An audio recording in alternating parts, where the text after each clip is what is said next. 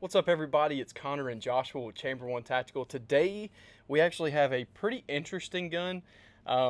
It's a little new to the market. It is the Smith & Wesson M&P 22 Magnum.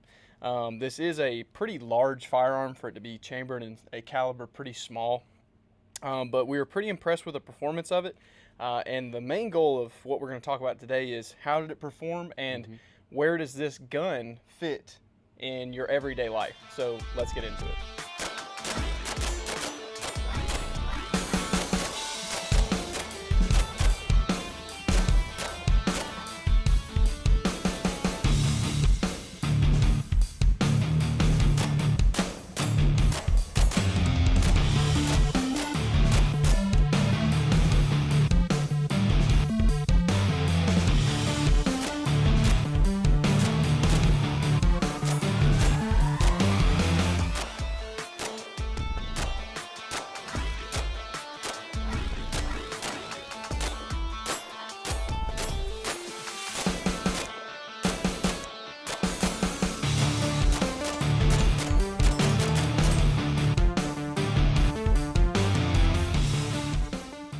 All right, so the first thing we're going to talk about is actually the price point of this gun. So I believe, correct me if I'm wrong, we were around the $550 to $600 range. Right. I'm sure the gun probably started off around the 600 and maybe has backed off down to the 550. But like we said earlier, this is a 22 Magnum handgun. It does come in the box with 2 magazines.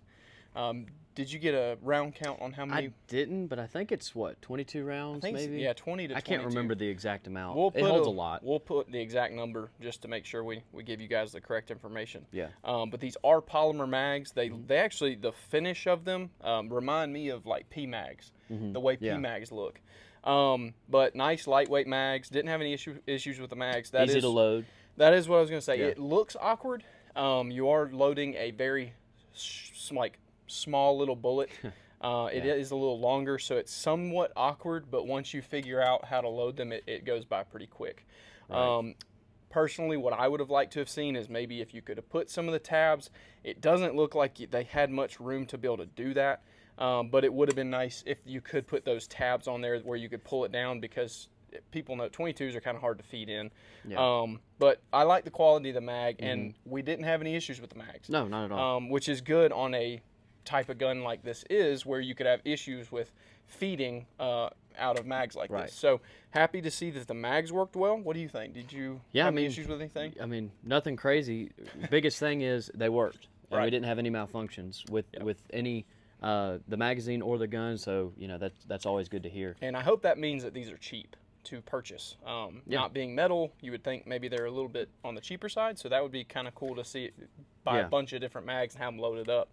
One thing we did notice, just kind of talking about mags, is did we ever get a lock back? No. I don't think we ever had the slide actually locked back after we shot the last round. So I don't think so. I don't know if maybe there's not enough tension in the spring or if the catch isn't working properly, but we never actually had it catch. So just something to note there. You guys can double check our shooting video or the shooting portion of it. But yeah, maybe there was a couple times. Yeah, I'm pretty sure. I know what you're getting at. The majority of the time, it definitely didn't lock back. Right. And it may be based off of this operating system that they have, which is a pretty interesting operating system, I will say. Absolutely. What you'll notice is the slide, typically like with a handgun, you either have like a Browning tilt barrel where the actual barrel, as the slide comes back, tilts down, and it allows the slide to come all the way back and push the round into the chamber. This slide action, everything together, doesn't have much lockup.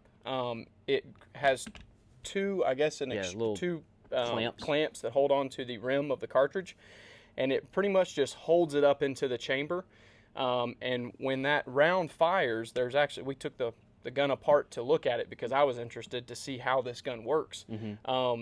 The barrel itself, if it'll lock open and stay, this barrel itself is more of just a sleeve that the actual barrel almost acts as like a piston of a sort, has a hole in it, and it has these rings that ride on the inside of this sleeve of a barrel and that's actually what hits the slide and pushes that slide back to get it to cycle. Yeah. So it's a pretty interesting operating system. I don't know really what you would call it. Joshua said it's probably more like a short stroke pistons type of system.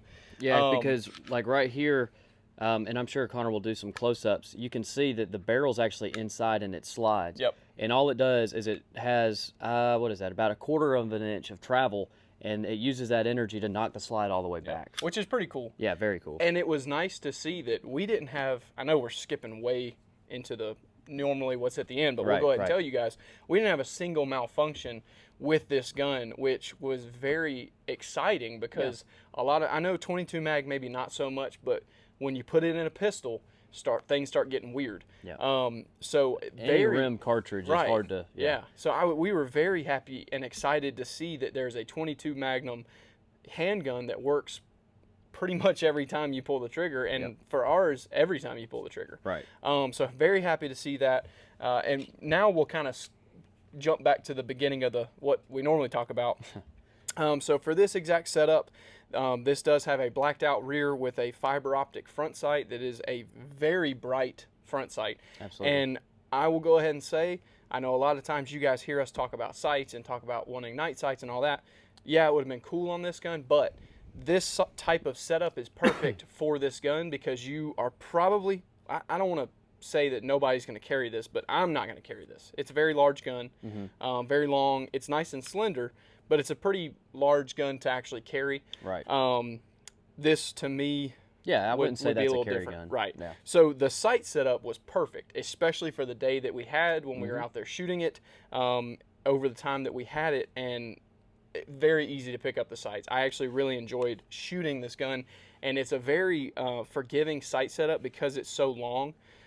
You definitely have a little bit more precision with that longer sight setup. That's what I was going to say is this gun, it just seems like it's made to be able to take really accurate shots. It's got like you said, you got that longer sight radius, and then you also have a really tight group right here without a lot of extra lighting on each side, so you're not having to wiggle it around. It kind of fits perfectly in there. Right. And then, of course, it is optic cut if you want to get a little bit more accuracy, out of it. You can throw a red dot on there, and that obviously assists you with being more accurate. And I'm glad you brought that up because that is typically on a gun like this something that we would do is put an optic on it because having that extra weight could cause that slide not to function properly. Yeah. So that is something we didn't have the opportunity to test that yet, but that would be a good thing to check into because sometimes when you add that extra weight on there, it slows the slide down enough to where it may not operate. I'm sure Smith & Wesson put enough of thought and testing into their gun to make sure that it does operate, but or else they wouldn't have put that on. Right, there. right. So everything about the gun. So as far as what we have felt during shooting and everything was great. The sights, like we've already talked about, the finish on the gun is the same finish they put on most of their guns. It's a very good quality finish. I've always liked it. If you guys will notice, you've got slide serrations back here, and you don't have them up here. I'm assuming that Smith & Wesson did that on purpose because this gun gets very hot right here where that front of the slide is. Very hot. That's where the gas goes up for the recoil. So it makes your sense. barrel is much hotter right there. That slide is much hotter. So I'm assuming they did that on purpose to kind of get you to come back here instead of burning your fingertips off. Yeah. Because we did notice, any little touch, it was very hot, even after only maybe 3 or 4 mags. Yeah. So it did get very hot there, but the slide serrations they've got in the rear work very well. I've never had an issue with Smith & Wesson's slide serrations. Yeah. So did good job on the finish, on the serrations, and the usability of the actual serrations that they had. They did a good job. Yeah.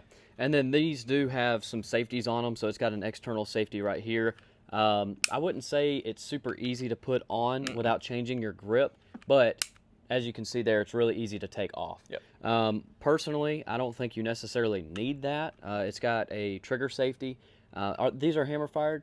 Yes. So Connor said that these are hammer fired, and you can tell because the trigger is great on it.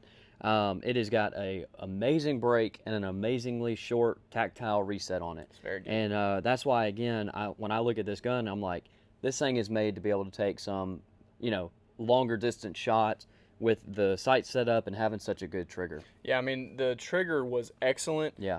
Smith & Wesson, I love what they do on their guns. They put that little piece of polymer, I don't know if you guys will be able to see that, but right behind the trigger, and I want to dry fire it, but right behind the trigger, there's a piece of extra polymer that sits out right there. And what that does is when you do pull the trigger, it allows it to not over travel to where you pretty much pull, it breaks, and then it stops right after the break. So you don't have this long exchange of using the trigger. Little things like that what goes into a gun shooting so much better. Keeping that trigger from traveling too longer than it should, just makes up for a very good quality shooting gun, which I think is what we have here. Absolutely. I think they did an excellent job on everything. This gun never, like I said, as far as the reliability, we never had any issues.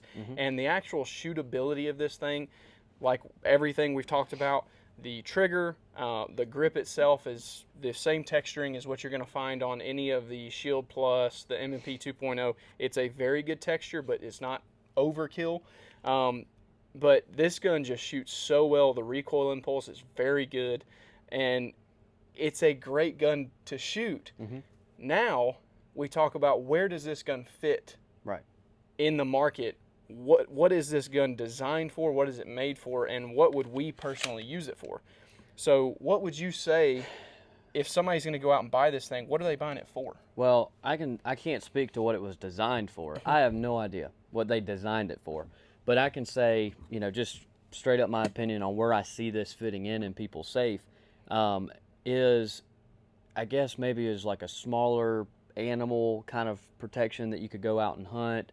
Definitely a range toy. Go out there and shoot some steel targets. You have a really good trigger. It's very similar to other Smith & Wesson. So if you're a Smith & Wesson person, it's not going to be hard for you to train with this gun and then go to like a Smith & Wesson carry gun. Right. The trigger is very similar. Yeah, I think this gun does a good job in a few different categories. You've got a good range toy. I would definitely take this thing out and just plink with it. I agree with what you said about hunting. A lot of guys go out, and a lot of guys that do trapping, you got to have some kind of gun on you. This is enough power to put pretty much any animal down if you were to trap it, and you had to take care of that animal. A lot of capacity. A lot of capacity. And then also if you're wanting to train your wife or train your kid, it's a little bit bigger grip, I will say that, but the recoil impulse is good. Like you said, the trigger is very similar to other handguns that Smith & Wesson makes. I think it fits a lot of categories, and at this point I would definitely recommend this gun if that's something that you're looking for. Absolutely. If you're wanting a 22 mag and you're wanting it in a pistol, I would definitely go this route. For the price, it's a pretty good deal. I would definitely pick me up some more mags. Even though they do hold a decent amount of rounds, I would like to have a couple extra mags on me. I would definitely throw an optic on there, because I do like having optics, and it is cool when you shoot this gun. It's like a laser pointer, because when you pull the trigger, it's pretty much almost immediately hitting the target, because I think the rounds we were shooting they were going right at 1,800 feet per second. I don't know. So I don't pay attention to details. It was cooking. Good bit faster than what a 9mm is going. So, but yeah, I mean, I would definitely recommend this gun. What do you say? Yeah, I mean, 100%. If like you said, if you're already in the market for a 22 Magnum pistol, and yeah, I mean, I would definitely go with that. One thing that is hard to find is a good, reliable handgun with a rim-fired cartridge. And this was 100% reliable with us. So, yeah, I think it's great. If you guys have any questions about the firearm or anything else, or if you have any content that you would like to see from us, let us know down in the comment section. If you want to help out the channel, make sure you guys like, share, and subscribe, and we'll catch you next time.